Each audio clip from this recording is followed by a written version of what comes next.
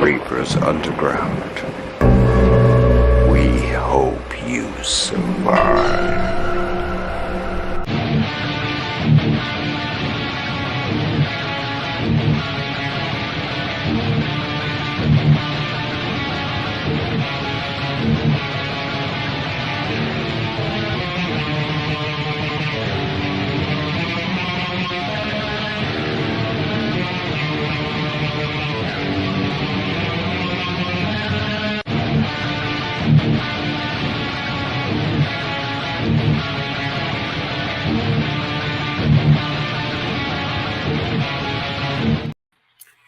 What is up, my demons?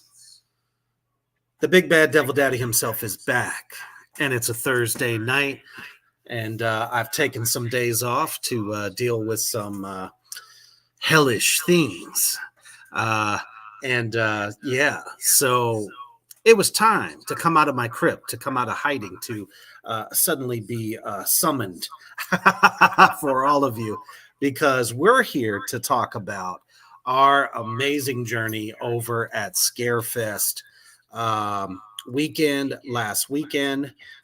With us, of course, is my undead brother from another mother, Defiler of the Crown. And we're going to be, he's like, ooga booga, ooga booga. But before we get into all this madness, we're going to take a quick commercial break over to our brothers in the UK at Oh my goodness. Let's try that again. Poison Valley Scareware. Check it out.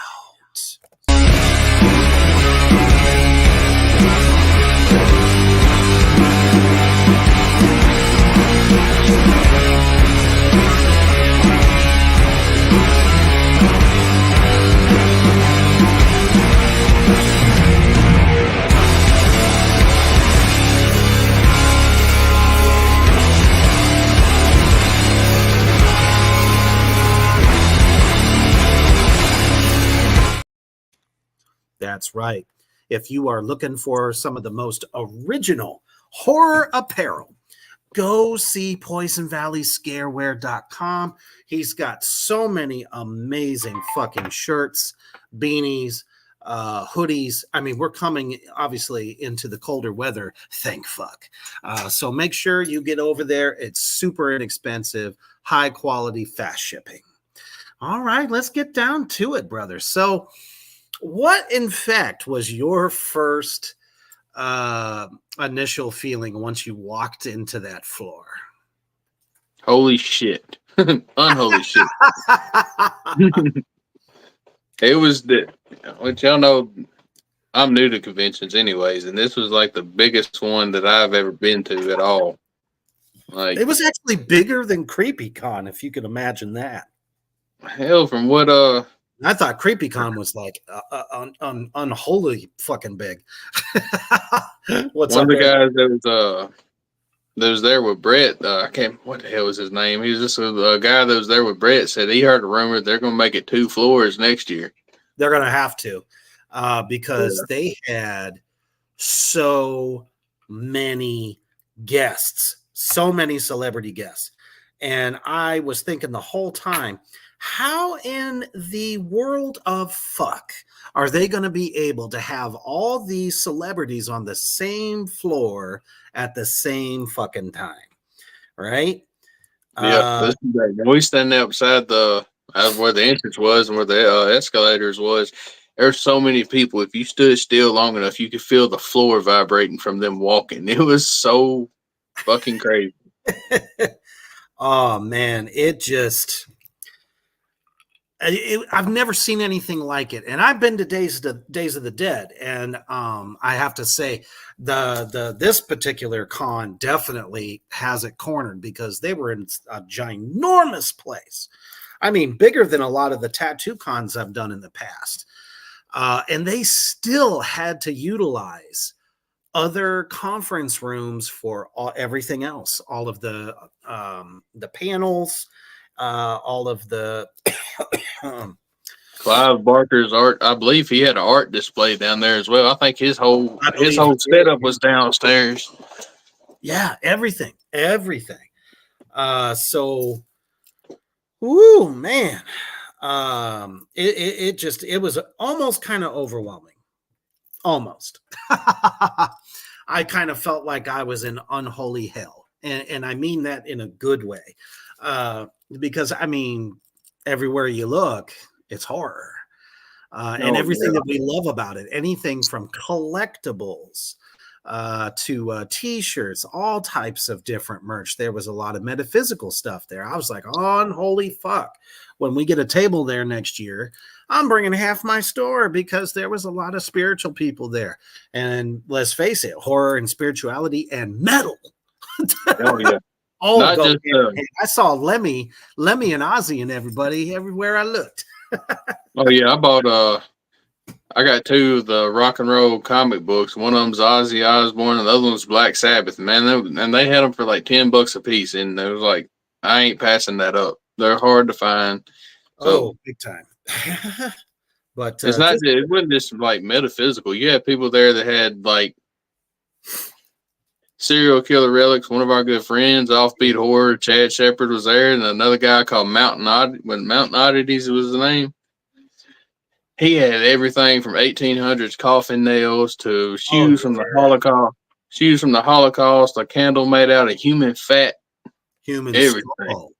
Yeah, pieces of human skulls. It was, to drink your favorite devil's nectar out of. Trust me, if the wallet was exactly, if the wallet was a little bit bigger, I definitely would have partook of that because I need that for my altar. And it's a display piece. It's like, oof. And then of course, you got to deal with the spirit that comes along with it. Cause let's face it. But, and all these great, like handmade goods, a lot of the people made. I saw a lot of, I wanted to say cross stitch. Is that right? Cross stitch? A lot of hand cross stitch creations. Crochet. Yeah, crochet. That's what I was looking for. One minute I'm talking to somebody, the next minute I have a crocheted pair of tits looking me in the face, and smiling at me. I was like, it had a crocheted bra that went on them too, though. Yeah, the bra slipped down and everything. Yeah.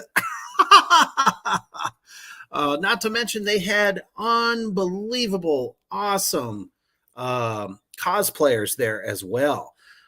There was a Art the Clown Terrifier 3 cosplayer there that was fucking just going ham. And there was everybody wanted that picture with him.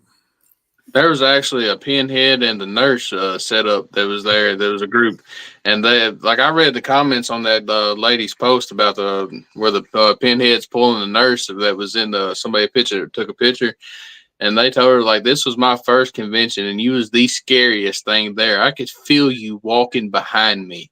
So if you play that character to that point that somebody is behind you and you can feel it coming up, then you did something right. Oh, for sure. I mean, you could just you could feel the energy, and that was one of the most overloading things I think about that day. It's just the overall energy. It was great. I mean, it wasn't bad, but I mean, there was definitely a lot of presence there, both with us and without us. There was a lot of paranormal guys there too. Which was pretty badass.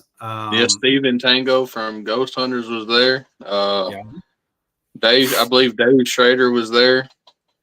Yeah.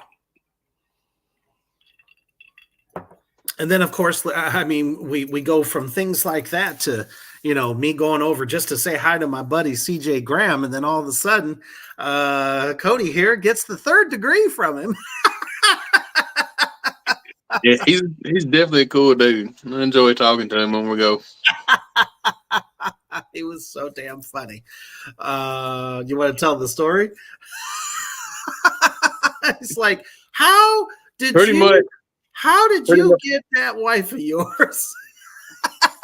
Yeah, and I looked at him with a straight face, didn't laugh, didn't smile, just said, because it's all below the belt. It's all down there. Well, it must be, and congratulations. He kept telling Rebecca, "It's okay. I'm 67. It's okay. I'm 67." So what got me is he had you look up his Chippendales photos, and you actually did it. Y'all, and there what I mean, it's true. I think a lot of people don't realize this, but CJ Graham was a Chippendale. In fact, I tried to grab that graphic earlier, but I ran out of time because I had so much good stuff to pack into the show. It's like, damn. But and that's one of the things, with that many celebrities, anybody from Alex Vincent, Amanda Bierce, I mean, they had the whole Fright Night group reunion there. I was able to breathe the same air as Chris Sarandon, as we know, the great Jerry Dandridge. But damn it, trying to get in there to say, hey, it was. Do you think you'll talk to me? We went back and when we went back on Sunday. God damn, he's from Pinhead. What the hell is his name? From Hellraiser. Well, it wasn't. It wasn't the guy that played it actual wasn't Pinhead. The first one, right? It had to be somebody else. We went by back there where they was all out and there was nobody there. And I walked over and got to talk to him for a few minutes. He was a really nice guy. I didn't realize he had a British accent until it was too late. But right. Ari Lehman was there. It was finally great to say hello to him in person instead of just via our interview that we did on Reapers Underground last year. And it was a great moment because I was like, dude, you need to accept my friend request. What's wrong with you? He's like, I'm sorry. And then Sammy Morningstar was giving him shit. He was just like, he was. I got her earlier. Rebecca took a picture of her and CJ together. Yes. And she's holding that picture. And if you look at it enough, I said, CJ's nipple got hard. And I sent her a message. Her was like, damn, you done made CJ's nipple hard in that picture.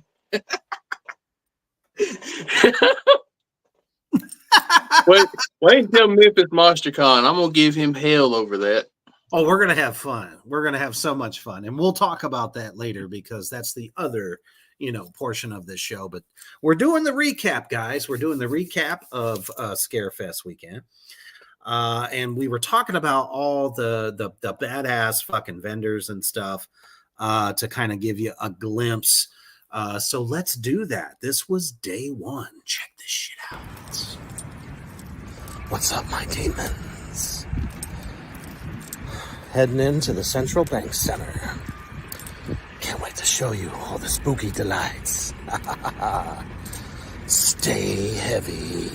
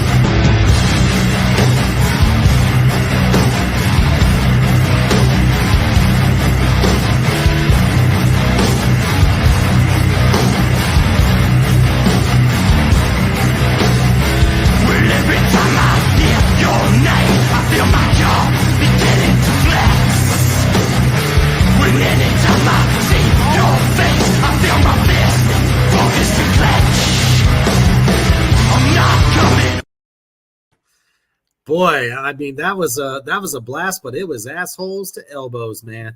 That was the first day because I'm telling you, every podcaster that was covering that event, that was the only day that you could actually walk through and catch a lot of the people's tables and stuff. The fact that no, you're good. So the fact that it kind of started late. It started late in the day, and it was the first damn day, and that many people showed up was insane. Oh, dude, it was like at least 1K, maybe 1.5K people by the end of the night. And I mean, I've been to a million cons before, and there ain't ever been that many people. And like I said, it was just that's just a glimpse. There was so much more. But you know, some people don't, and I'll never understand this. Some people don't want to have their shit promoted by somebody else. I don't understand that. So you know, I almost had to be like a camera ninja. I'm just like, you know, pretending like I'm looking at myself, but actually it's, you know, the camera's flipped the other way. It's like with me and Rebecca, everybody, majority of the people me and Rebecca went up to, we asked them like, "Hey, do you care if we take pictures? Do you care if we pop a video or something like that?" And majority of them were cool about it. They was excited to have somebody actually showcase their stuff. I mean, there's so many killer vendors there. It was exactly. And I think that a lot of people, you know, they walk by with their little, you know, cell phone attachments, and they're just walking through, kind of flipping like this, doing this. And, you know, they don't tag nobody. They don't talk about nobody in particular. So they never know where it's going to show up. So it's like, well, why should I say anything anyway? Right. It's like when Rebecca was walking around, she like anybody she spotted out that she thought was extremely interesting, which was a lot. She took their business card, held it up, took a picture of like their booth behind the business card. She's got tons of pictures like this. She's gonna post here. She's been sick ever since we got back, but as soon as she gets them edited, she's gonna throw them all up. She'll tag who she can. Yeah, exactly. Because, you know, this was a group effort. It's not just Reapers Underground, but Morgrot Entertainment, Unholy 3, in effect at Scarefest weekend.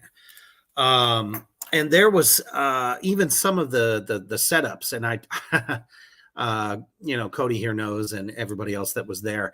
I tried like hell just to promote some of the celebrities that were like not getting all the kudos. You know, that was one of the things I was going to say, is, you know, there was a lot of very well-known people on multiple levels, some in more iconic films than others, but there was a lot of great ones too. And luckily, my good friend Brett Wagner allowed me to take a wonderful picture of his setup, because, as you know, he's the lost Leatherface from the remake, and he's known for the Kemper Kill. So these are some of the skateboard decks that a company in California actually hand paints these fucking things. And I mean, they're just so well done. I had to get a picture of it. Of course, you know, you got all the great pop vinyls and stuff like that. But to me, these skateboard, I mean, these are renditions of him. You know what I'm saying? And they're just so beautiful. I had to get a picture of it. He's definitely a cool dude. You look at him, hell, look at the characters he's played. You think, oh, he's gonna be an ass, but he's not. He's very respectful towards you. As long as you are to him, he'll talk to you and have fun and everything else. He's a cool dude. Exactly. Unfortunately, not all the Leatherfaces, because there were more than one there. Yeah, I met R.A. Mihailov from Texas Chainsaw Massacre 3. Yeah, I'm glad he was nice to you. One thing about him, if you ever go meet that man, take cash with you. Cash is king with him. Absolutely. He I was like, hey, would it be okay if I took a picture of you in your booth so I could show our viewers? And he I mean, he was about it. He was nice about it. Like, well, I got to think about it in my head, have this conversation, yada yada yada. I was like, okay, he told me, man, he told me I appreciate what you do.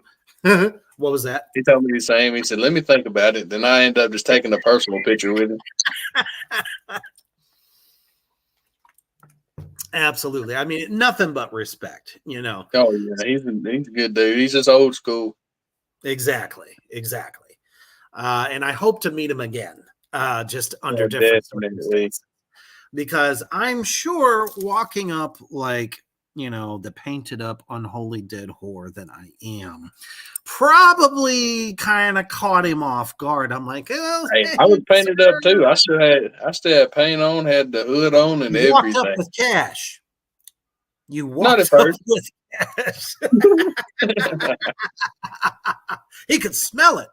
I Oh, talked no. to him a minute about when they was on Ghost Adventures back in the day. Him and Kane Hodder and the other guy, they Yeah. had the Hollywood Ghost Hunters. And he said those guys treated him really nice and everything else. So I'll talk to him about that for a minute. Oh man, that's fantastic. And then fucking Billy Zane was there trying to get to even just catch a glimpse of him was difficult. Uh, He I was was I was trying so hard to get to see him, but I mean his line was endless. when I went over to meet Tyler Main, it had slowed down, but I think he popped out for a break or something because he about the time it slowed down, he bolted on. So I think he went out for a break or something. And Oh, he I'm sure can, he did. I mean, you got to use the bathroom. You got to get something yeah. to eat, something to drink, and it was so wonderful that there was a full bar there. But damn it, cash only. Apparently, we went in Apparently, there was another entrance that we didn't go in. We went into like the side entrance. There was another Oh, entrance that that's right. they I had was one outside. And what did the tag say? Evil inside, pure evil, or something like that. They put a sticker on it that said pure evil. And the whole booth was said. I was like, when the hell didn't we find that? exactly. I mean that should have been our hangout spot, right? It was outside under a tent. Oh man, but you know, one of the other things that I felt really happy about is the fact that there were a lot of indie horror film people there. They Oh either yeah, had a booth or they were sharing a booth with somebody that was a bit bigger. Obviously, Doomsday Crypt was there, so um, you know, Acrostar Productions was there, when we which first come through the doors, right before we got to the escalators, if we went off to the right where all the conference room was, yes, Slaughterhouse was sitting there. yep, which we well, I met him when we were at CreepyCon Yep. uh, in Tennessee, and he was just a straight up cool dude. And he's trying to do more stuff, and it was really cool um, to see him promoting a Slaughterhouse in there, as well as you know, I mean, it's on Tubi right now, so if y'all want to check that film out, you can actually check it out for free. But also, like I say, Acrostar Films was there. The great Ann Myrna, she's so cool. You know, she was the producer for basically all of Acrostar's stuff. And she's played roles in some of the films. Attack of the Corn Zombies, the first one. She produced the second one. And then, of course, all the other good ones, too, that Acrostar is pumping out.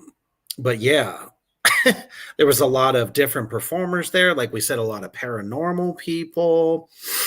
Some legends were there. Like we said, Chris Sarandon, um, C.J. Graham, Clive Barker himself was there.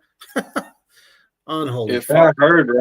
had heard right, I think they said that was going to be Clive's last con he was going to do.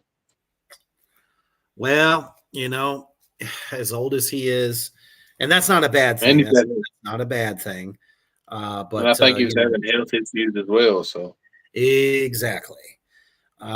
So you know, you also had the fucking Scream reunion.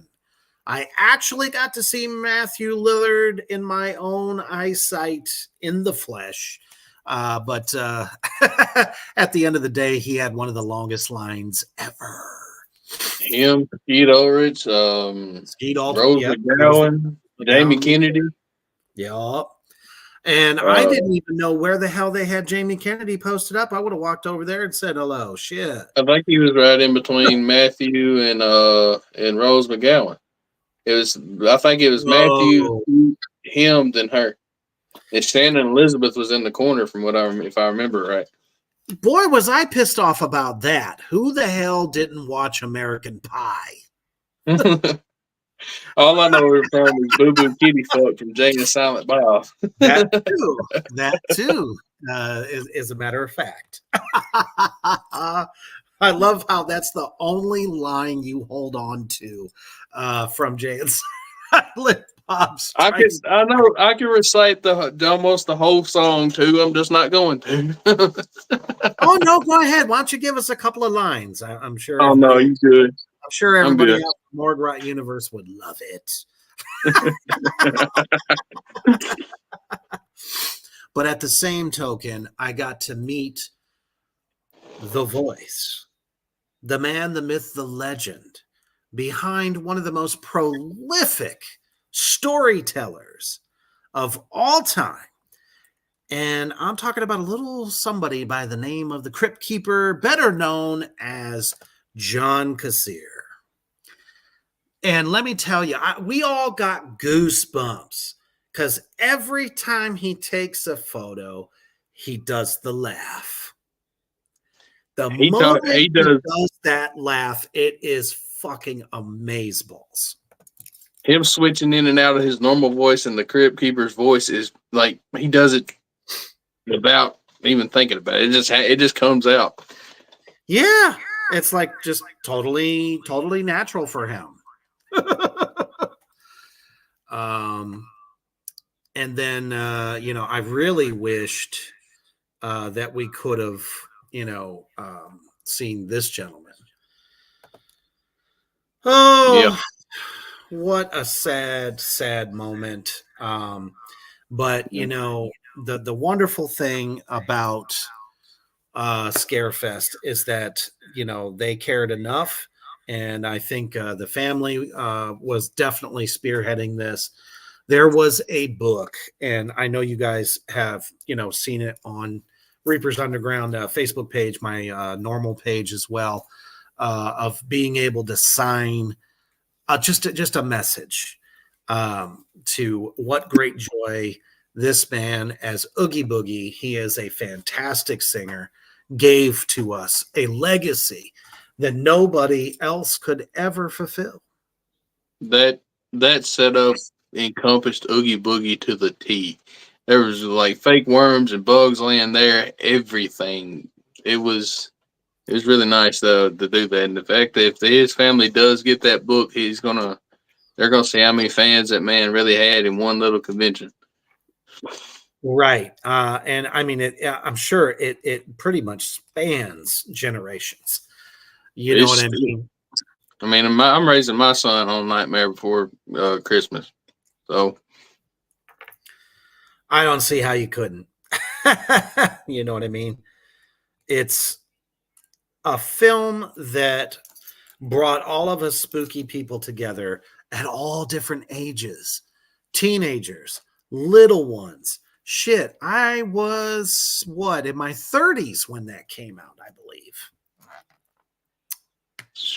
I think I was just born, to be honest with you. But I'm trying to think of when the hell that came out. Did it come out in the 90s?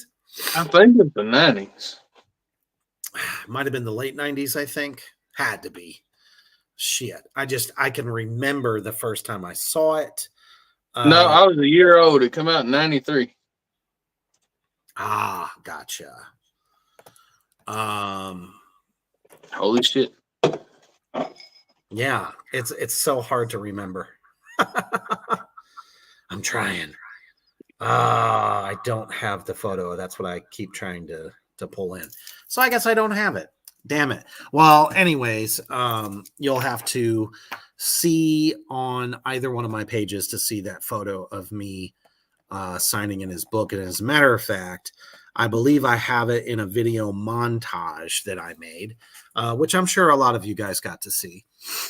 But let's not forget the first moment when we got in there, and it was our time as media people to catch a very special moment known as the black carpet.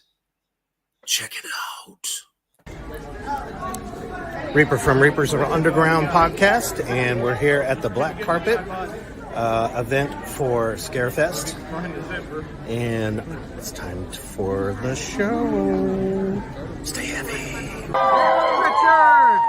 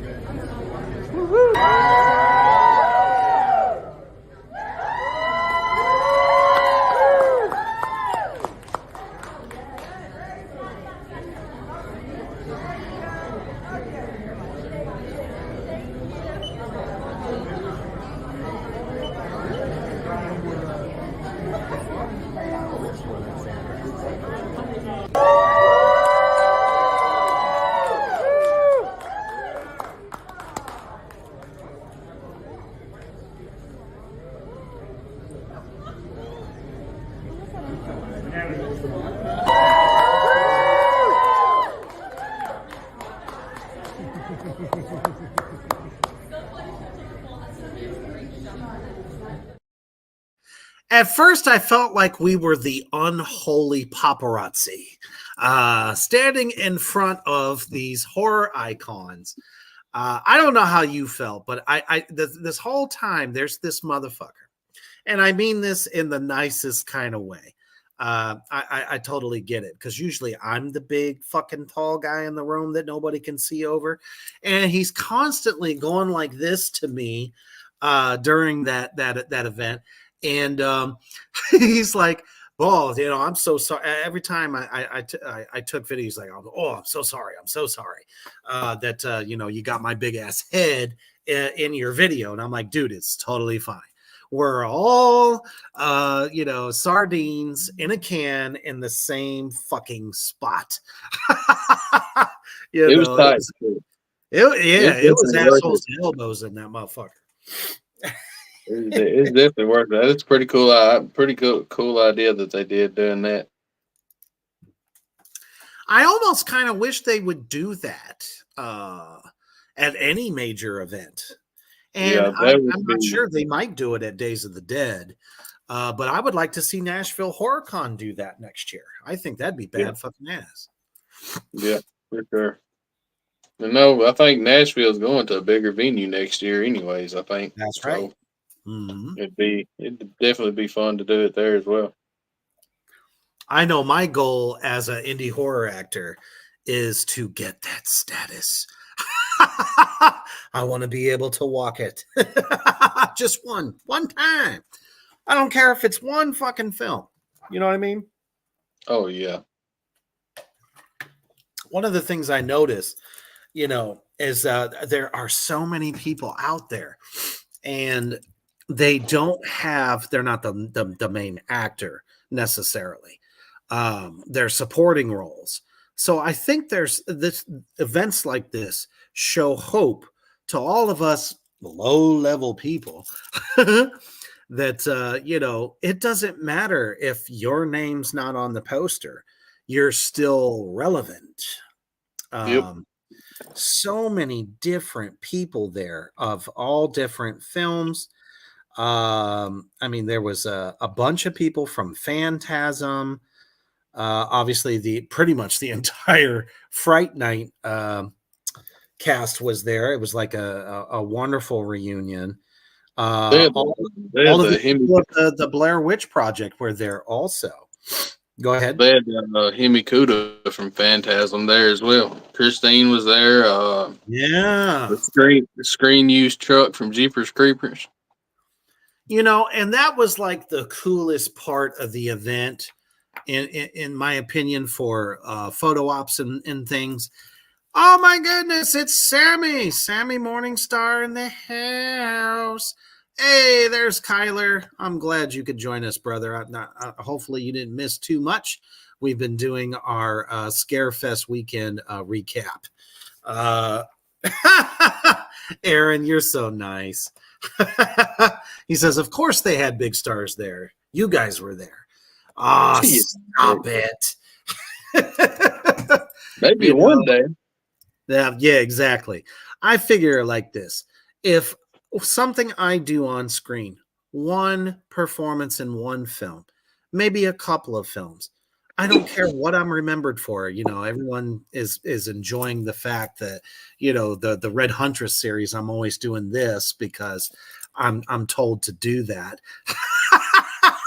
I'll be forever known as the creepy guy who is constantly itching his nose. If that's what does it, fucking hell, I'm all right with that. What made, of course, meeting all of the celebrities, meeting everybody, getting to do everything was cool. But what made my day is I'm not anybody big. I'm far from big. But when I walk through there in full hood, full makeup and everything, and this little kid says, "You look cool," and him and his twin brother run over there and they look at this, can I get a picture? And their mom's just looking at me smiling, go ahead. That made my day. I think that's what I'd want to be remembered for. I fuck how scary I looked, how evil I looked. I want to be the person that looks evil as hell, but when you come up to me, you think it's like one of the nicest person you ever meet. Exactly. That's what I right. want.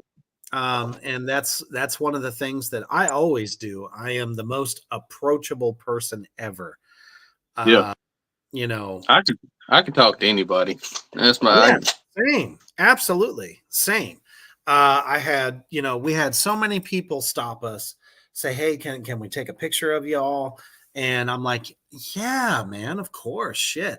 That was the one thing I did notice, walking through the sea of people. That people got an impression like they could see that we stood out from everybody there, and that's because we live this shit. The makeup is not just a fad; it's life. Horror is life, and that's what the Reapers Underground was founded on. The fact of the fans. So if somebody comes up to me and they're all shaking, so excited, I'm like, "It's okay. Do you want a hug? Do you want to get a picture with your mama? We can do that." And we hadn't even made it into the fest yet. These kids were standing outside. They're standing in the lobby area. And I was like, that's pretty cool.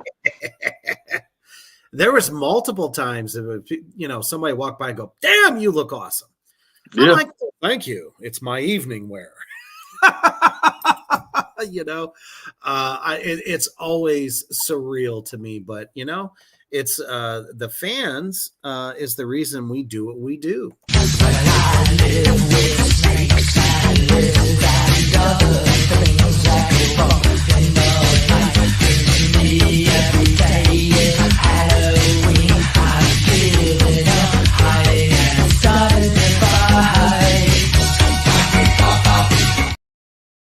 That was me half asleep going, cheating your ass up. Holy fuck. But, I reconnected with people I've worked on several different sets with, and it was fucking great. I got you a job on the Red Huntress. I mean, how can...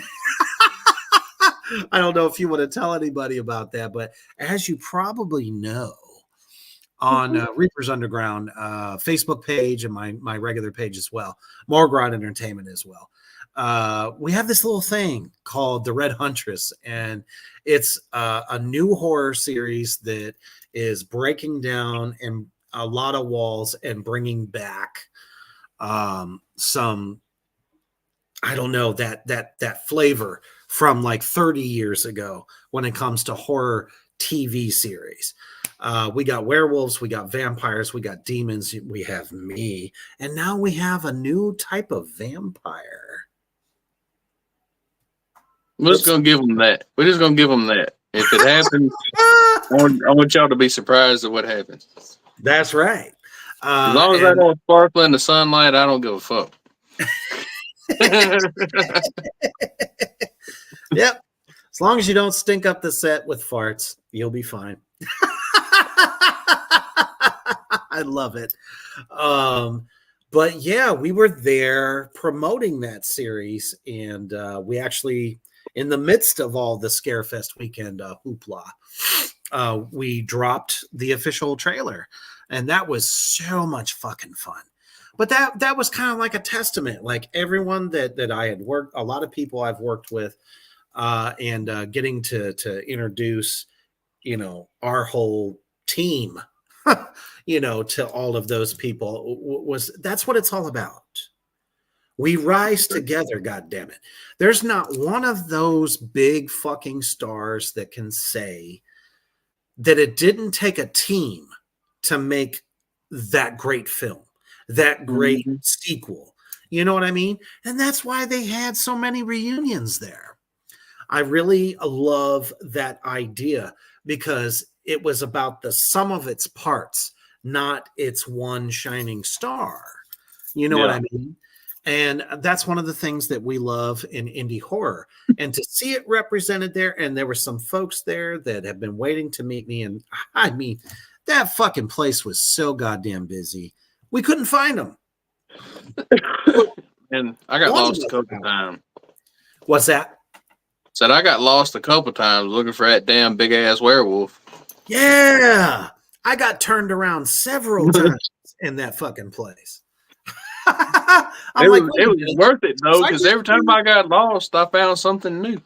Mm-hmm. That was another really cool part of it. Some other things was how many different Michael Myers from all the different sequels were there, including the original guy. And I feel bad that I missed him. He wasn't there Friday, but I guess he was there Saturday. And like every time you try to go over to see him, they're doing a photo op. It's like when somebody just says, "Hey, can I get a selfie with you, Reaper?" I feel like I've arrived. Oh, yeah. You know what I mean? I don't have to put on nothing. Just come on.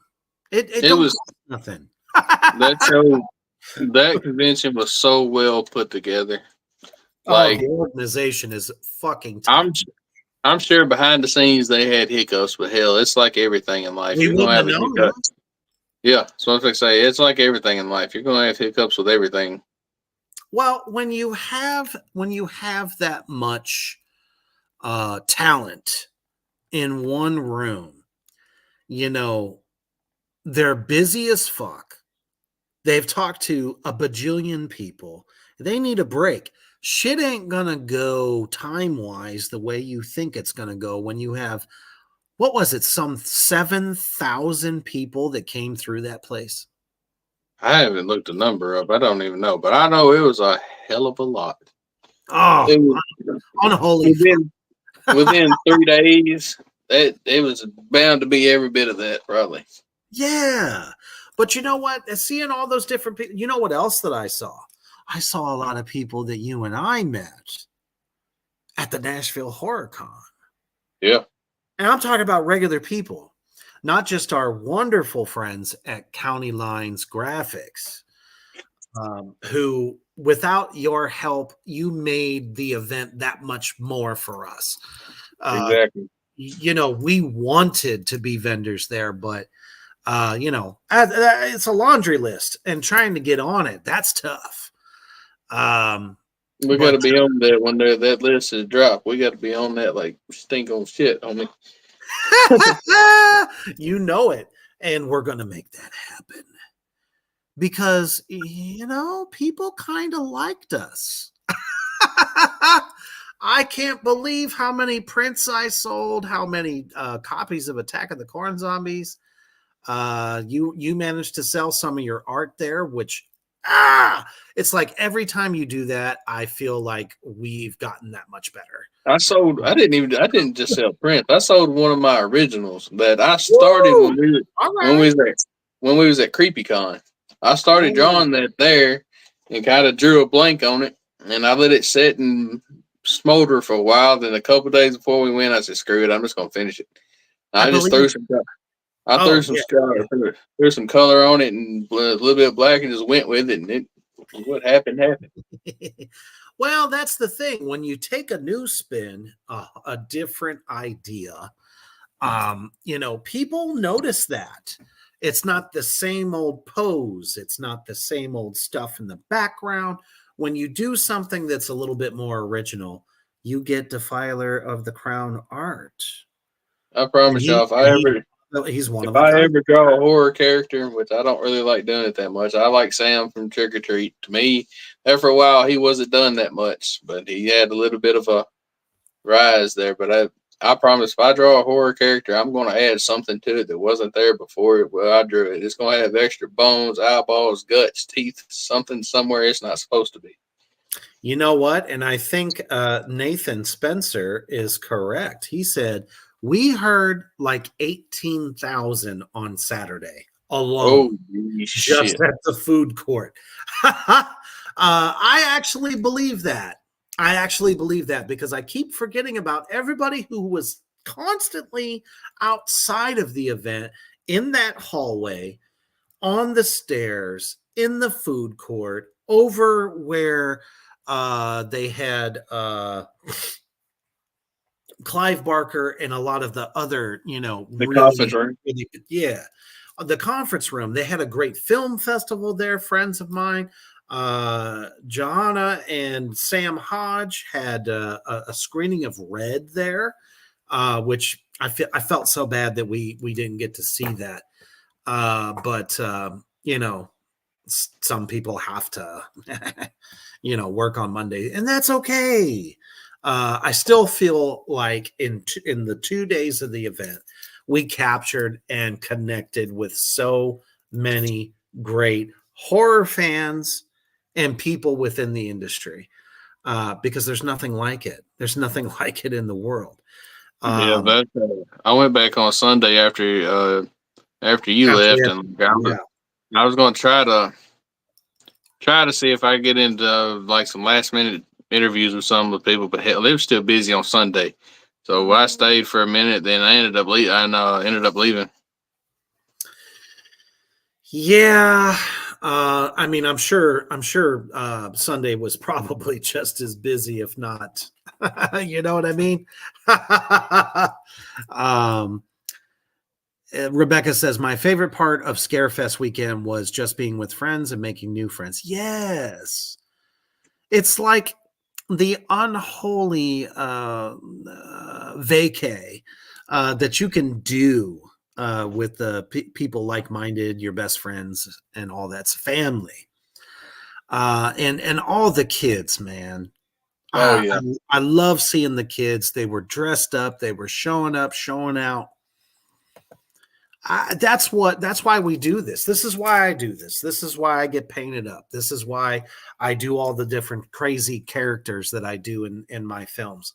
I do it for them. They are the future. Whether we know it or not, they are the future of horror. And they're the ones that are going to keep it alive,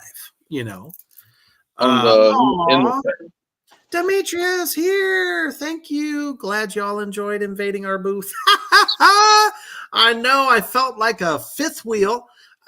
That's what I told Reaper. Like, I'm going to take this corner. You take that corner. We can stick Rebecca and Sammy in the middle. We'll have our own respective corners to sell ourselves from. It's probably like, people walking by, they see him standing on one side, I'm on the other. We're saying hello to everybody randomly. And everybody walking by is like, the fuck's going on in here? Do they have a ritual set up in the back? Is there going to be a virgin sacrifice?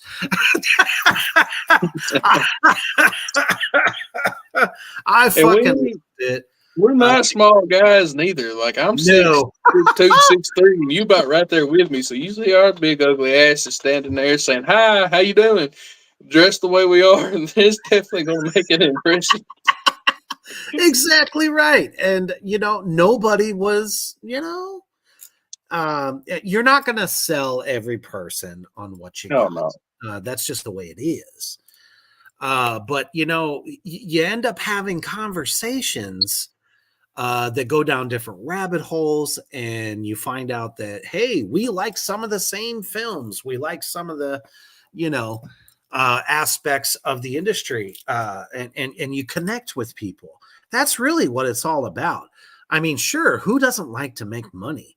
But at the end of the day, it's about the relationships that we form. And that's what we take away, because in my corner of the world, your corner of the world, we're going to be talking about all these people, all these new films that we've never seen before. And we cross promote. Yeah. That's what I told you. Like I told you, this hell weeks ago when we got in this media. Like if I go there and make money, hell yeah, that's good. But I'm going there to sell our brand more than I am anything. Thank you. Thank you. I can't And see you that. are we are welcome in yours. I mean ours. God damn it. It's been You're welcome in ours. There you go. That's what I meant. I was reading at the same time. That was my problem.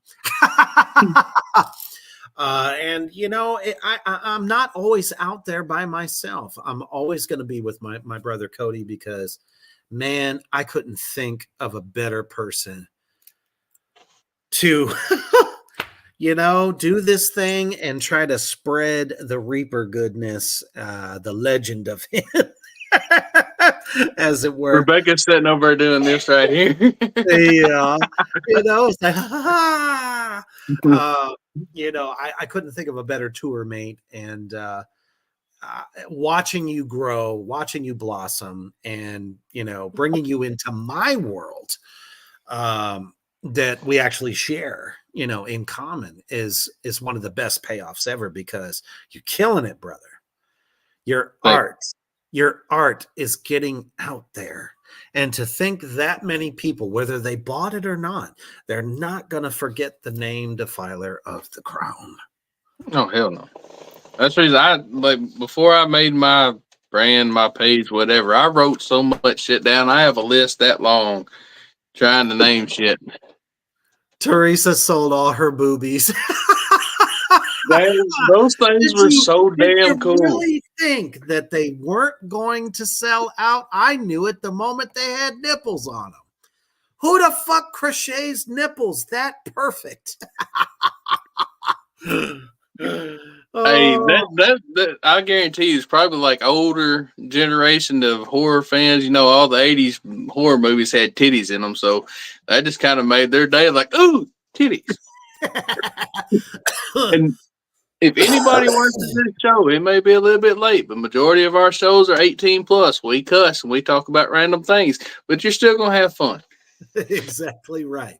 And that's the goddamn program on Saturday nights. And boy, do we have a whopper for you this weekend, because the big bad devil daddy is ready to throw down. Sammy, yes. And in all skin colors. That was one of the really cool things too. It was very anatomically correct and politically correct as well. Titties for everybody, all shapes, sizes, colors. They had it.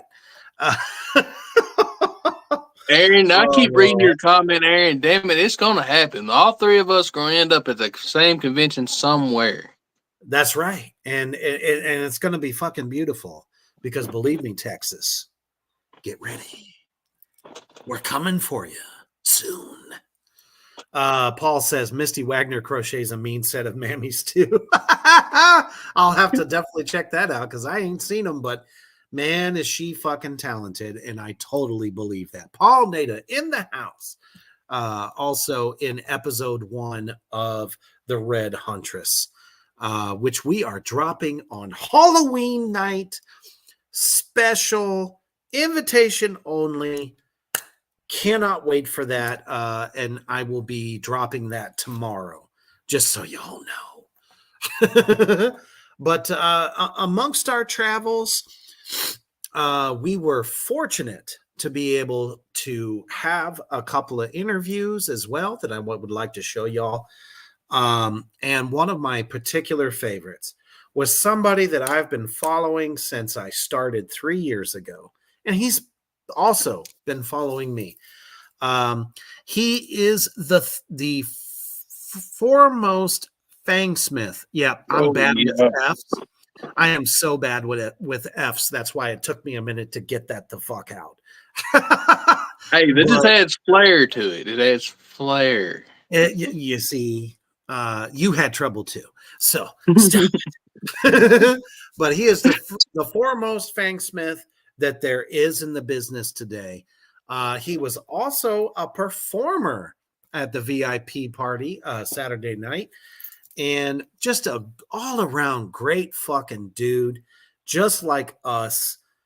We don't understand why people love us, but the fact that we make anyone smile for one fucking second in this world, that's what does it for us. He will custom make any kind of fangs you want. Of course, I'm talking about Horror Show Jack. Hey, it's your boy Reaper from Reaper's Underground, and I'm here with Horror Show Jack. That's right. He is truly the king of the fangs. So tell us. The check's in the mail for saying that. Thank you. Tell us what makes your fangs the best and why everyone is just beating your door down to get them. To be honest, it's other people's wording. I've never called myself the best because I really feel that there's always more to learn. Yes. Most fangsmiths, and I don't dog on any of them. They make them right on your teeth. That is very dangerous and very unsanitary. We take an impression. This way, if you leave and someone said they're from Chicago or filming in Chicago. So if you live in Chicago, you get a pair of fangs from me at a show, and you lose them, you break them, dog eats them or whatever, you'd be surprised how people have lost their fangs. Got drunk and swallowed them. Or you're like, I like these, but I just saw a movie, I want this set. You don't have to wait till I come around. You can mail me the mold back, and then I can make them. And then just ship them out. So, I mean... That's amazing. It was a hobby that turned into a career, and the fact that, like, how many jobs do you hear, thank you, or I love your work, or you're a master of your art? Never. Like, I will never title myself as a master. There's always something new I can learn. I've been doing it almost 25 years, and I'm still learning new shit, so. Well, from myself and all of us at Reaper's Underground. And unfortunately, StreamYard was spanking me on how long the video could be. I had to cut it back just a little bit, but we were all saying that thank you, Horror Show Jack, for all of the amazing work that you do. He killed that shit. He had the whole people sitting there live in the damn convention making molds of their mouth and all that together. He was really, really cool dude. Just, I mean, that's when I say honing your craft. He does absolutely that and more. You know, just looking through his catalog right there at his booth, just like Cody said, you know, he does them right there. He'll take your teeth impression, get them perfectly fitted so that, you know, all you got to do is snap them in. There's no goo that you have to put in those fangs to keep them in. It's perfectly fitted to your teeth. There's some that are metal, like the stainless steel. We've seen some of that in some of the Blade films, and some newer vampire films, just to kind of give you, like, I don't know, just something fresh, something new. It's not the run of the mill. But I mean, if you wanted the fangs, the custom fangs that, you know, Christopher Lee, the all-time greatest Dracula, in my opinion. If you wanted fangs like him, he had them. You know what I mean? And as a matter of fact, he might be doing custom fangs for the Red Huntress. So I don't want to say anything officially yet, but that is the hope, and we hope to work with him on that. I love the set that he's got his own personal set. They're doubled on each side. They look so damn killer, man. It kind of reminds me of the X-Men. Shit. Who was it? I think it was Tyler Maine's character. Yeah. Good. Unholy fuck, that man is tall. Shit, Brett Wagner's tall when he stands up. Yeah. But my day, I think the top of my head is Tyler Maine's shoulder. I'm like, damn. Yeah. Suddenly you feel like a small fish in a big pond. Exactly. Quote the no, go ahead. Go ahead and quote the crow. I feel like a little fucking worm on a big fucking hook. And that's why the new crow failed. Anyway,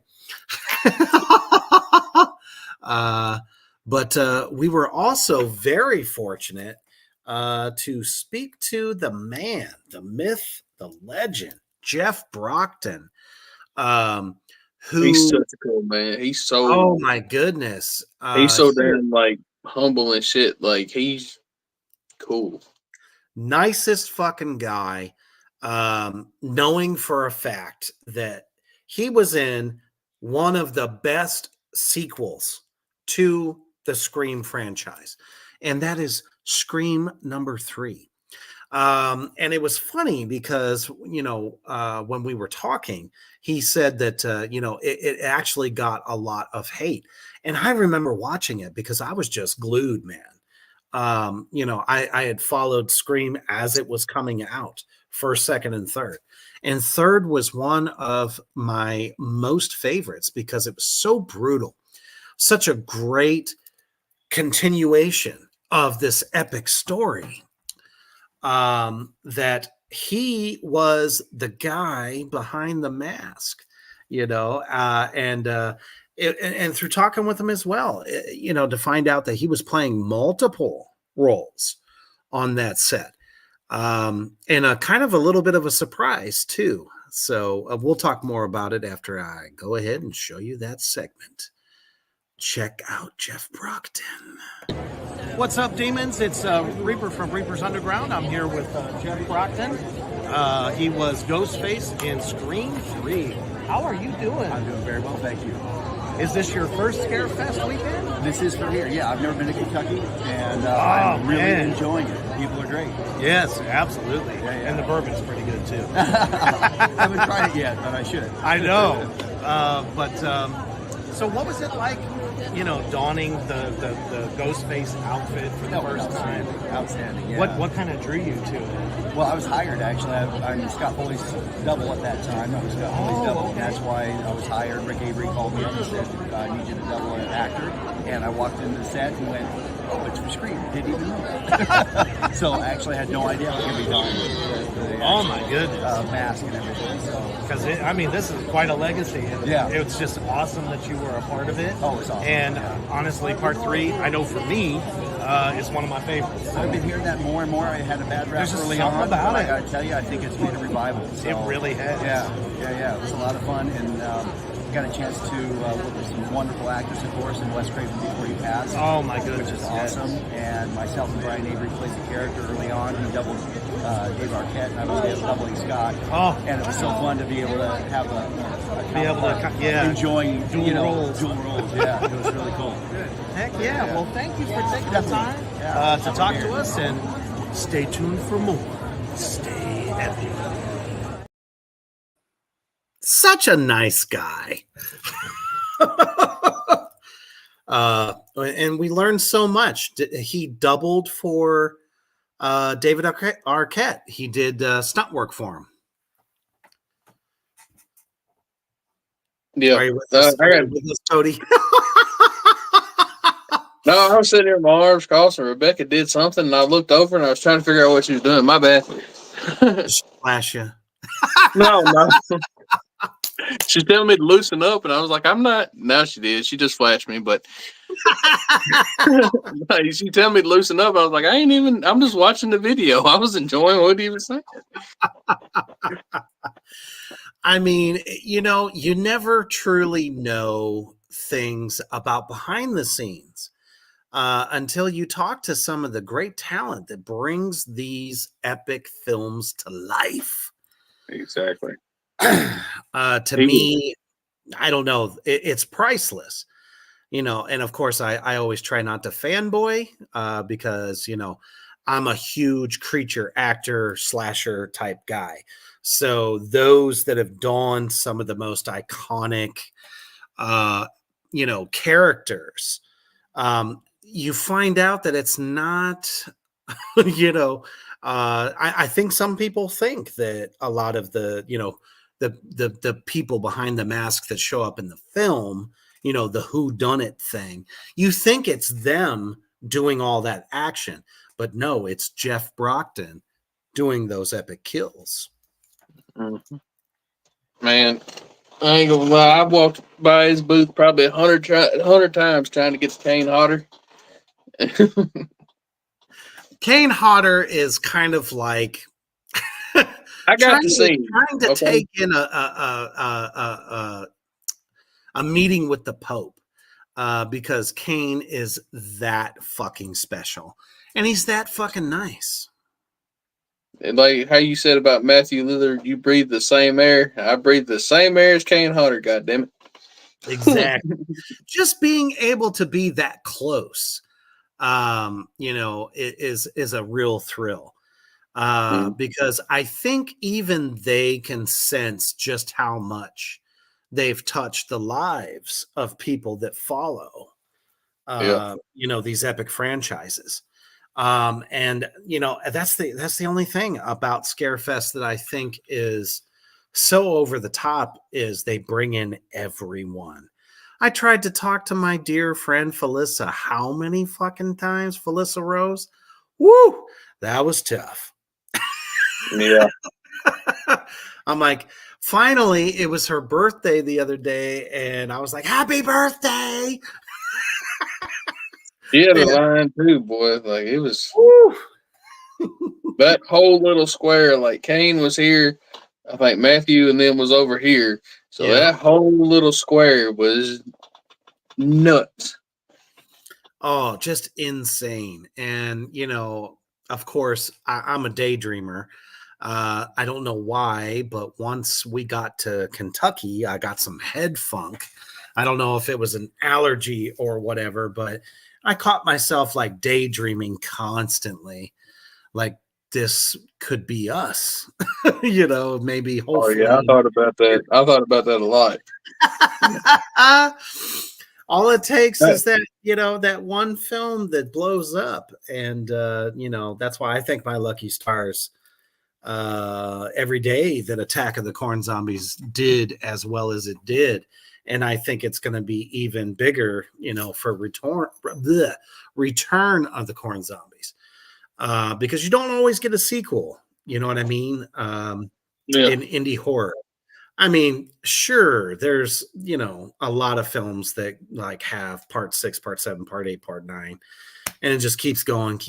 But a good, awesome, film like that gets one, and it's like, whoo, shit, what the hell did we just find out this week? Number 1 in the world, Terrifier 3. 3 beat the fucking Joker. I am so proud of Damian Leone and my good friend David Howard Thornton and the entire cast and crew, showing the world that indie horror is the going thing, the next level. Shit, I don't even know what to say. It gives us all so much hope. It shows that if people are behind what you're doing, they love what you're doing, and you are delivering, and those guys are just having fun, That, took me a second there, but no, that's okay. It gives us all of that hope that we can create something that people will always remember. Oh my goodness, Keith Groyan, director and creator of The Red Huntress, also in the house. What's up? Another one of my highlights from this weekend. I used to get bitched at for watching this movie as a kid. I used to catch so much shit for watching Cannibal Holocaust as a kid. That's right. And the fact that I got to meet one of the guys from that movie this weekend was fucking nuts. I don't know how to say his last name. Hopefully I'm saying it right. His name's Carl York, I believe. Yes. He was one of the nicest guys, and even on my poster, he wrote "Eat Me" on his on the when he signed it for me. Like, that is badass. It was so funny because Cody here was so nervous, didn't know what was going on, what's going to happen. And I look over and Carl, who he ended up talking to, got his phone out and took a picture of me. And I'm sitting here going, Cannibal Holocaust guy just took a photo of Reaper. I I don't know if you remember what I said to you. I was like, dude just took a picture of me, so go ahead and go talk Oh to him. yeah. I'm He obviously getting out of dug our vibe, you know. I'm getting out of that. My shell every time we do this shit is getting thinner and thinner. Like I'm more comfortable. Like once you told me all they can say is no, and I thought about that. Like I'll talk to any fucking body. It's true. It is It just so takes me true. just takes me a minute to get it out of my system. Like wait a minute, and then I'm good. That's one of the things that I've learned, you know, in this business and doing cons in general. The worst thing that could ever happen is somebody tells you no. Okay, well, I mean, who's not used to hearing the word no? Yep. So that means you have a 50-50 shot. You know, maybe they'll talk to you, maybe they won't. Well, if they don't, you know, you just, you know, go on and say, hey, and you know, loved your work. You know, I'm going to go home and watch your film again. Yeah. That's the way I look at it. And the man, the myth, the legend himself, Greg Nicotero, was there. Oh my goodness. And boy, was he there in epic fashion. Oh yeah. He was. He had some great creations with him. You know, because I wanted to take so many pictures of so many booths. But the thing is, you know, in this day and age, you got to be careful. You got to be careful because certain people, you know, are standing there also that, you know, may or may not give their permission.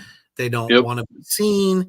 But, you know, at least media-wise, media pass, we were good to go on that. So, you know, you take those moments here and there. And Rebecca got so many amazing photos that I'm still waiting for, by the way. Did they not come through earlier? I think a few things came, but I was having so much trouble uploading the videos that takes so much longer. We've been having signal and internet issues all day over around here. So, like, I even had it at work today. Like up towards Jackson, it was bad for some reason. So, Right? I didn't know if they come through or not. Shit, our internet was out last night from 10 o'clock till 3 a.m. So, Spectrum. That's what I got to. Which is why I thank goodness for my Amazon Kindle Fire, that if the TV goes out, I still have enjoyment after. I can continue my onslaught of my, what I call, well, shit, I start in September. So I guess it's 60 days of horror. Now, mind you, I still watch horror, obviously, every month of the year. Of course I do. But I start in September because I can't stand those that suddenly go, ha, 31 days of horror. It's time to watch. No. It's a lifestyle, goddammit. It ain't just for 31 days. Exactly. It is a lifestyle. And anybody that tells you it isn't, get out of town. Move the fuck on. So yeah. I've been obviously revisiting the classics, but I've also been watching some new stuff too, as well as shit, Crackoon by the great Brad Twigg. I've watched that. I ended up watching Babezilla, Rise of the Cyber Skanks, Rise of the Mecha Babezilla. I've been watching all kinds of indie film as well. And I urge you all to do the same. That is awesome to hear. Aaron says Halloween is our 24th anniversary. Congratulations. That just makes the fact that episode 1 of The Red Huntress comes out privately, but comes out on October 31st. So how cool is that? You get to see me in a much different light. So cool to hear. Oh my goodness. Keith says Abraham Lincoln Vampire Slayer. Unholy shit. I have to say, that movie is so underrated. So good. Such a great story. And what a fucking amazing author. Not only that, but the author of that book also made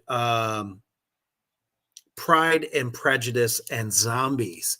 How cool is that? Taking some of the most prolific books in human history. I have to say that because they're considered classics, but God damn it, 50 years ago, some of these books are considered classics. So, in human history, some of the biggest novels ever got turned into horror films. And I thought, I don't know, have you seen this, Cody? Yeah, I've watched them. I watched them when they first come out. I haven't watched them in a while though, but I remember Pride, Prejudice, and Zombies a lot. Now, there's a statement that I absolutely can get behind. Keith says the best horror films are when you mix history and fantasy together. I could not agree more. How many of you out there in Morgrot universe land can say that Dracula Untold was by far one of the best adaptations of this prolific character? I love that movie. It was combining the fantasy that Bram Stoker wrote and putting the true real life Prince Dracul as the warlord that he was, and combining the two of them together. I've been waiting so long for a part 2. Yeah, I think it was mentioned a while back, but I don't ever know what happened to it. But I've said this on the show before. I'll say it again. The Last Voyage of the Demeter is so fucking amazing, vampire wise. That was like in the last I don't know how long, the best fucking vampire movie I've seen in a while. Because it was different. It was so different. It's kind of funny because last night, because the internet went out, I had to go to the DVD library that I have, and I pulled out Underworld: Rise of the Lycans. I love all of those movies too. Like, first of all, if there's anything medieval, 1500, 1600, 17, and it's got werewolves and vampires and a bomb-ass dark love story. It was like, I don't know, that film to me is like the Romeo and Juliet of, a vampire versus werewolves saga. I don't know. I can't help it. It was very, very appropriate for the mood that I was in. That's why I love shit like that. 99% of the time, some folklore has some truth to it. It's just been the eons that it's been told that shit's been added to it. And I love when people dive in on that and start with the origins of it, and then let it do its thing. Brother, I absolutely agree with that, because in every legend, like you said, every folklore, there has to be a certain level. We don't know. We weren't there. But somebody wrote about it. Somebody gave an account, a village in their like manifest of the history of that village said that this happened. Yeah. How do we know it's not true? We don't know. I mean, nobody was sitting around in 1292 and said, the undead walk. You know what I mean? There's no way. I mean, we could go so far down, you know. Oh, yeah. But still. Yeah. Aaron said Netflix Dracula series was amazing, and it was in every sense of the imagination. And as a matter of fact, I just started going back through that one because I love it so much. Keith said less is more simple is complex. I agree. Don't need a big budget to make something good. Yes. God damn it. When you're doing practical effects, you know, the Joe Castro way, I will always cite him as my number one guy. Because everything that man does, he does the simplest ways of practical effects. He uses whatever is at his disposal. And he's a self-taught, self-made man, much like the great Aaron Markham. Same thing, trial and error. He has taught himself and brings these creations to life. It just goes to show you. And that is a lot of the magic of Scarefest weekend. So many people just like that. You may not know their films, but damn it, they were vendors there. And if you were there, you got to talk to them. You got to meet with them and see their creations. Fucking hell. What was that booth that had all the special effects, like hand-created limbs that were there? The one that you took the picture of, that they had their well, that's what I was just going to say. I bought this from that booth. I don't know if you can see it. It's called Perma Blood. Oh, shit. Yeah. It's paint, but when it dries, it still looks like fresh blood. I'm gonna try to use it with art, but Rebecca took some pictures of the stuff that they had there. Like they recreated like hacksaws from Terrifier. They took a hacksaw, put a Barbie doll spread eagle with the hacksaw, like it cut her down the middle, like in Terrifier, and had that shit on it. Like it was so cool. She's looking up their picture with their name on it right now. But oh, nice. What? Yeah, there was a lot of special effects guys. I think it was called Fantastic Horror Shop. There you go. Everybody out there in Morgrot Universe, go check them out. I talked to them on Sunday they're on Facebook. When we went back up there Sunday, that's when I picked that up, and like they was one of the few people I actually got to talk to. They said like if we're ever doing anything, just find them on Facebook or I think Etsy, and that they would make shit if we needed them props. That if they needed them to make us if we needed them to make it and everything. So that was a mouthful. Absolutely. You know, and that was one of the coolest things because, you know, we would talk to so many different people about the projects that we're working on. And people were like, I would love to be a part of that. How can I get involved? Yeah. Horror Show Jack was like, you know, one of the biggest ones. He's like, I'd love I'm down. Like, skip the special effects part. I'd just love to put him in a movie, period, as a character. He's such a cool fucking dude. Oh my goodness. Coolest fucking guy ever. Coolest fucking guy.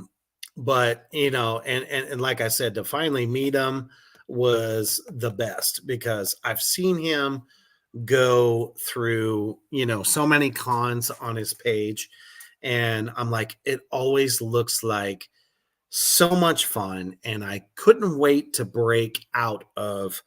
It's not that I don't love my tattoo cons. I love them. By the way, if there's any tattoo cons out there that want Morgrot Entertainment, Reapers Underground to join your party, we are open. I'm talking about everywhere. You name it, we will be there. Oklahoma, Kansas City, I don't care. Tennessee, Texas, we want to be there. Obviously, it's quite a part of our lives. We would love to do that. So those of you out there in the Morgrot universe that have suggestions, let us know in the comments. Message us. Let us know. Hey, Reaper, Cody, let's come down. Defiler, let's go. You know what I'm saying? Make sure Just to message us. give me a little bit of a heads up because I have a 9-to-5 job too that I got to work out with. But Exactly. give me a heads up. I'll figure something out. Yes. And there is the Happy Bunch with Horror Show Jack. I forgot we took that picture. Damn. How did you forget? How did you Man, forget? we did a lot of shit in that 3 days. You know what? We did. We totally did. I felt like we were there for a week. That's how deep this thing was. And I didn't even come, on Sunday, I didn't even come straight home. I took an hour detour to go try to get into Waverly Hills Sanatorium. Yes. I got to see the outside, like one little snippet of the motherfucker, but hey, that made me happy, and I'm going back again at some point. Yes. So. Oh, yeah. You know what? I agree with you, brother. Keith says, I'm surprised Hilario wasn't there, especially with his work. If Hilario was there, I mean, he would have cleaned up. He is the special effects guy for so many great indie horror projects across the board. And he is the official guy for the Red Huntress. And you will be able to see his creations in episode 1 and moving forward. He is a badass. Absolutely. It's like there was one booth there. I'm not sure which one it was. I had Rebecca take the picture specifically to show Aaron because it looked like something that was up his alley. It was a head, but like the face had been blown off and just had the eyes left.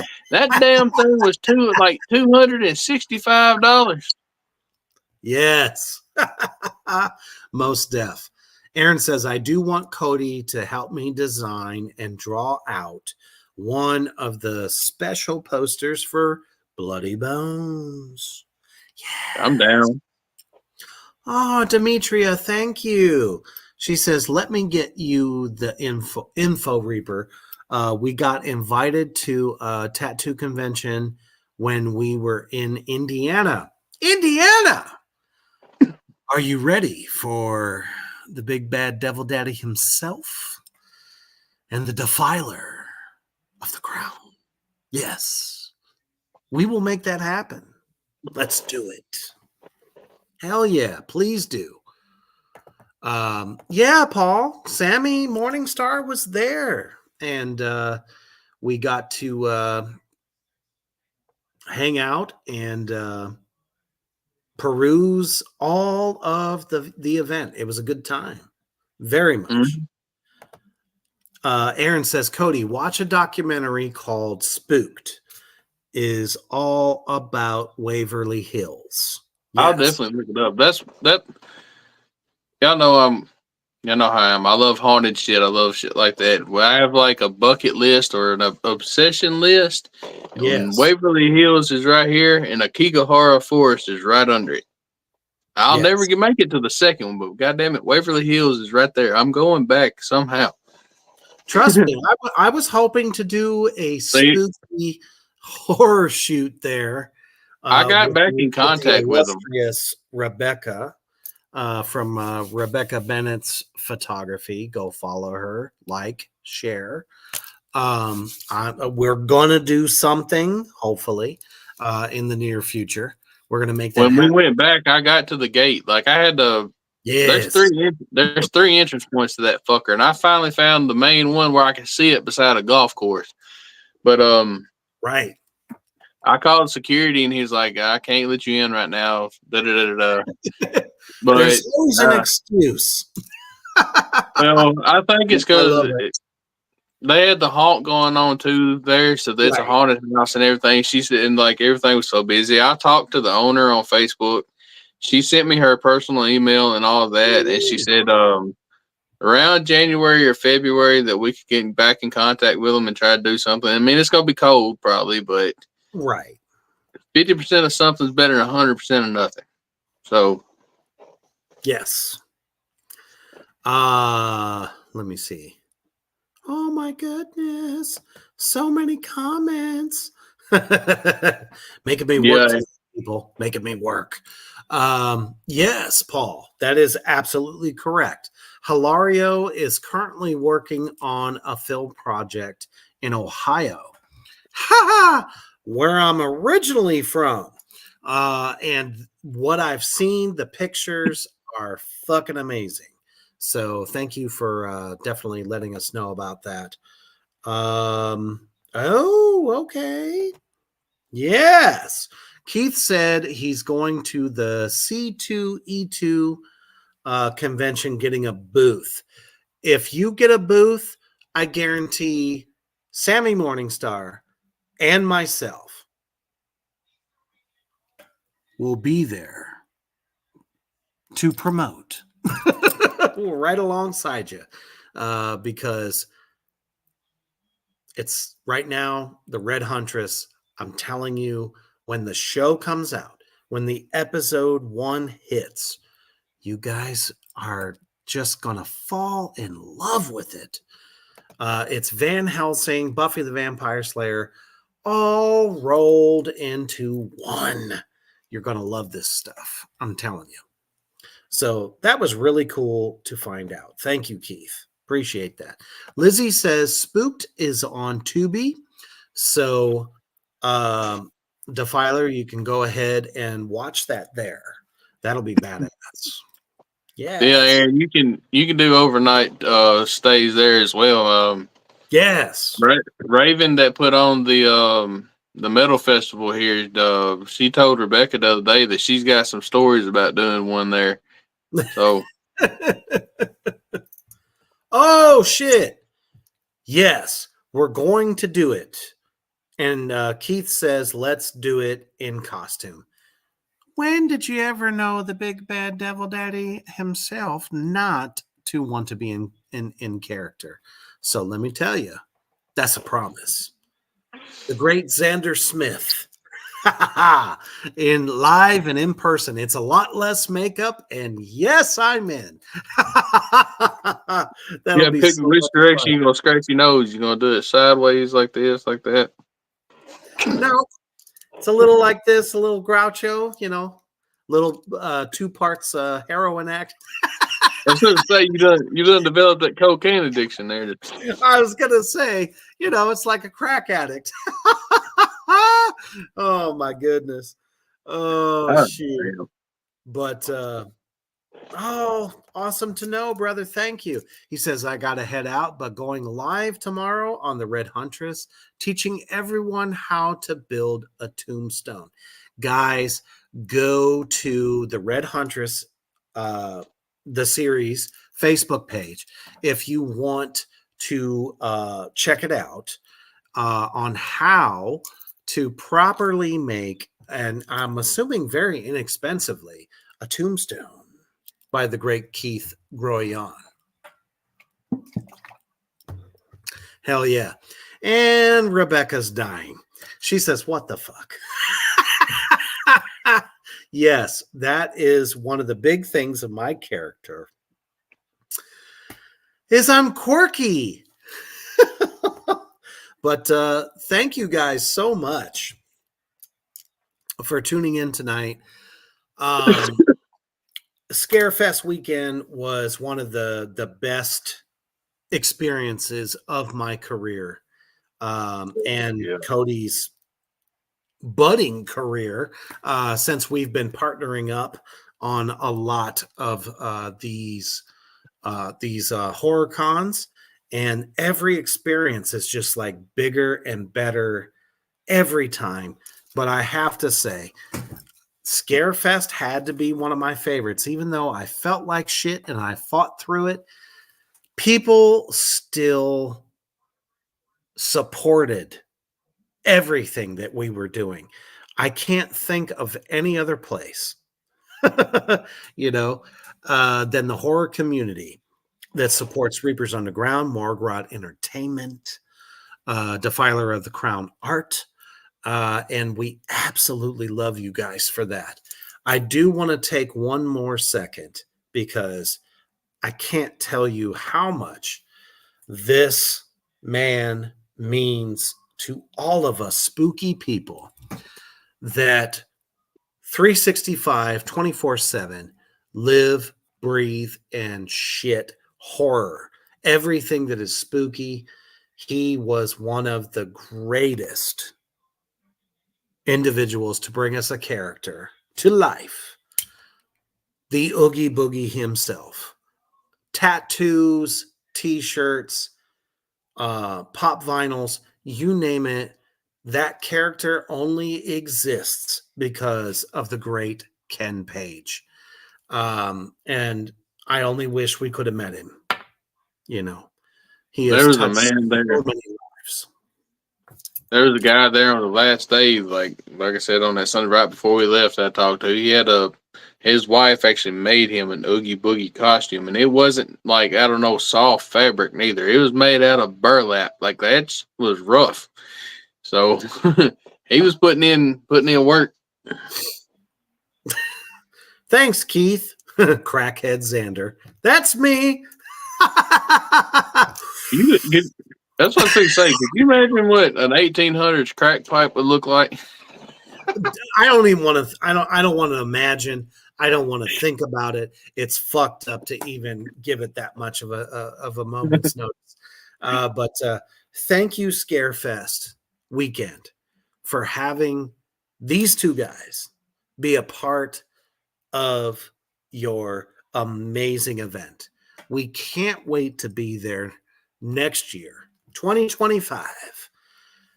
Morgrot Entertainment, Defiler of the Crown Art, Reapers Underground will be there in epic fashion, representing the best in underground entertainment, indie horror, and waving the flag for all things spooky. Your event is by far one of the greatest things we've ever seen, experienced. And to everyone that we got to meet, Kentucky Demons, you guys were amazeballs. Some of you knew us, some of you didn't. But damn it, forever we are bonded by one thing: the love of horror. Thank you, Demons, for tuning in tonight, as this was the epic return of Reapers Underground after a few days off to recoup, deal, mental health as well, for showing up. And we love it. Tomorrow, well, let's see. Yeah, tomorrow night, we're bringing back the horror barbecue.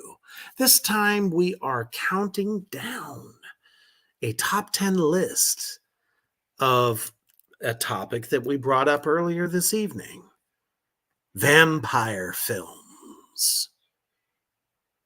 I cannot wait to unleash what we feel are the 10 best vampire films. Indie horror, mainstream horror, all the way around. And we invite you guys out there in the comment section to bring it with your top picks, because we always love sharing the love of all horror, and especially this genre as well of horror. And Saturday night, are you ready to sin? Let's face it, this week has kicked everybody's ass, so everybody could enjoy a fantastic laugh. If you're ready to laugh, if you are ready to sin, show up on the goddamn program this Saturday night, 8 p.m. CST, and let's have a party. Because let's face it, it's Halloween weekend for most of us. It's time to get down. As the great King Diamond said, it's Halloween. Let's do it. So thank you again, Scarefest weekend, for having us. And as you're getting ready to start your weekend, tomorrow is Friday. Thanks, Satan.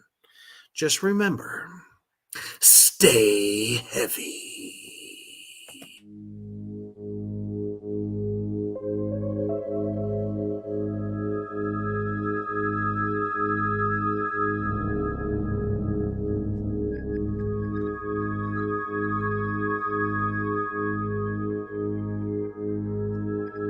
Thank you for joining us on Rebirth Underground. Stay tuned for more from Morgue Rot Entertainment in association with Black Flame Entertainment.